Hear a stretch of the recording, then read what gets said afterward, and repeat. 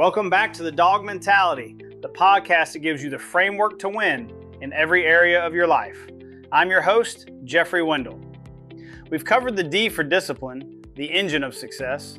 We've covered the A for attitude, your ultimate competitive advantage. Today, we're diving into the third pillar, the powerhouse of the framework, the W in DAWG, and W stands for will. When we talk about will, we're talking about two things, the will to win, and even more importantly, the will to prepare.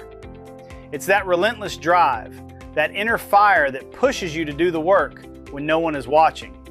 It's the force that turns talent into skill and skill into victory. It's what separates the good from the great. And the science is clear. This is not something you're born with. It's something you build.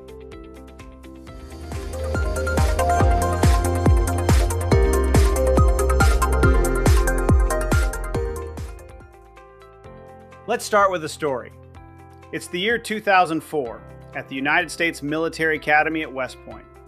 Admission is brutally competitive. Out of 14,000 applicants, only 1,200 get in. They are the best of the best, with top grades, SAT scores, and proven leadership potential. But before they can even begin their first semester, they face a 7-week ordeal called Beast Barracks. It's a boot camp designed to break them down and build them back up.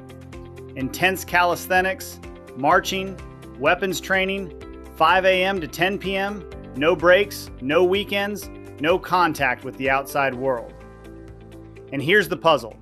Every year, 1 in 5 of these elite cadets drops out before graduation, with many quitting during Beast. Why? They all had the talent, they all had the scores. What was the difference? That's the question psychologist Angela Duckworth set out to answer. West Point had a whole candidate score that predicted success, but it wasn't working. Duckworth developed a new scale to measure something else. She called it grit. Grit, as she defines it, has 2 parts: passion, of consistency of interest, and perseverance, of consistency of effort. It's sticking with your future, day in, day out, not just for the week, not just for the month, but for years, and working really hard to make that future a reality.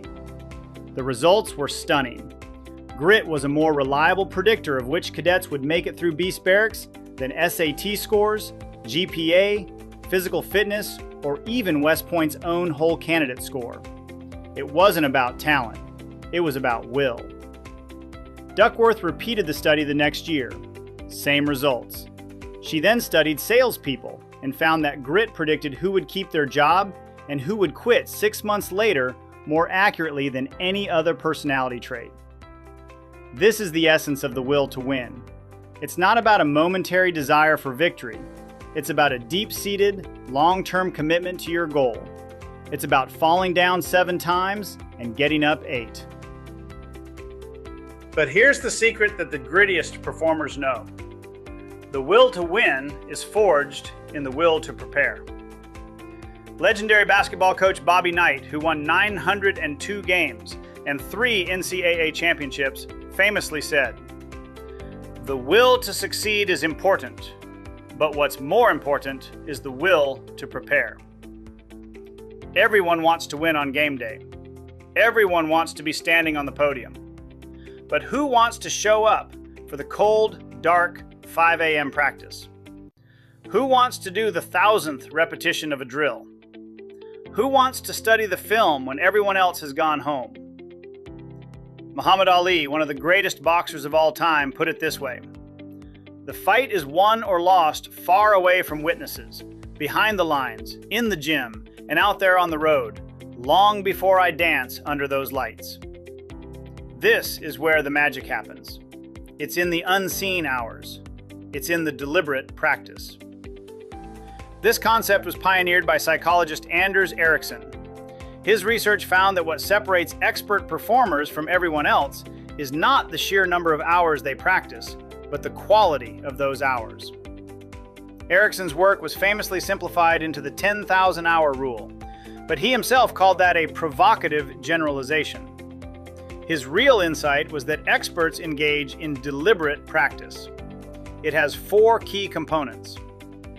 It targets specific weaknesses. You're not just going through the motions, you're isolating the part of your game that needs the most work. It requires full concentration. This is deep work. No distractions, no multitasking. It includes immediate, informative feedback.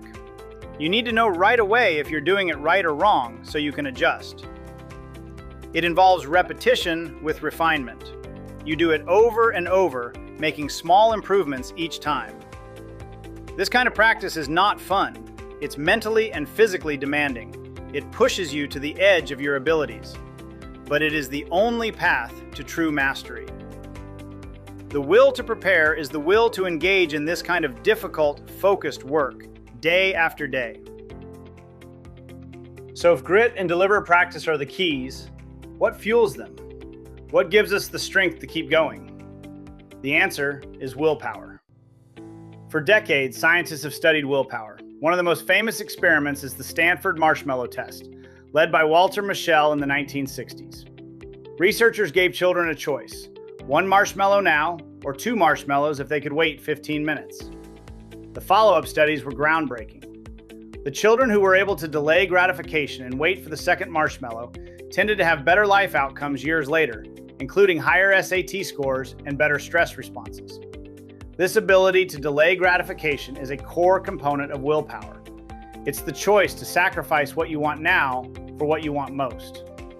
But where does this willpower come from? Is it a finite resource? Researcher Roy Baumeister developed a theory called ego depletion, which proposed that our self-control is like a muscle.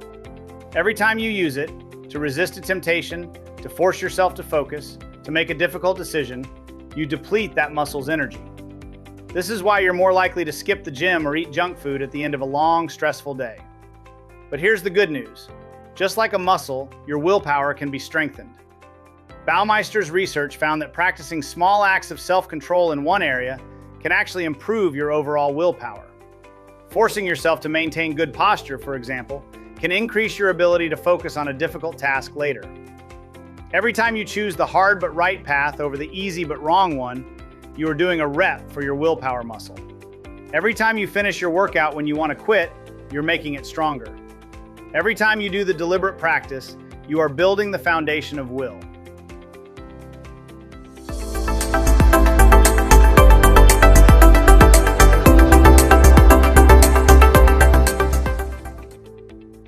Let's connect the dots. The will to win is grit, the long-term passion and perseverance for your goals. The will to prepare is deliberate practice, the focused, uncomfortable work that builds real skill. And the engine that powers both is willpower, the trainable muscle of self-control and delayed gratification. They all feed each other. The more you exercise your willpower through deliberate practice, the grittier you become. The grittier you are, the more you're willing to do the hard preparation. And the more prepared you are, the more confident and unshakable your will to win becomes. This is the W in the DAWG Mentality. It's an ecosystem of relentless effort. So, my challenge to you this week is this. Identify one area of your life where you want to improve. And then, define one act of deliberate practice you can commit to. Not something easy, something that pushes you. Just for 15 minutes a day. Maybe it's rehearsing a presentation, but focusing only on the first 30 seconds. Maybe it's practicing a specific coding problem you always get wrong. Maybe it's doing a difficult conditioning drill at the end of your workout. Commit to that one act. Feel the discomfort. And know that with every repetition, you are not just getting better at that skill, you are forging your will. Next week, we close out the framework with the final and perhaps most important pillar, the G for gratitude. We'll explore how gratitude isn't a soft skill, but a hard-edged tool for peak performance. You don't want to miss it.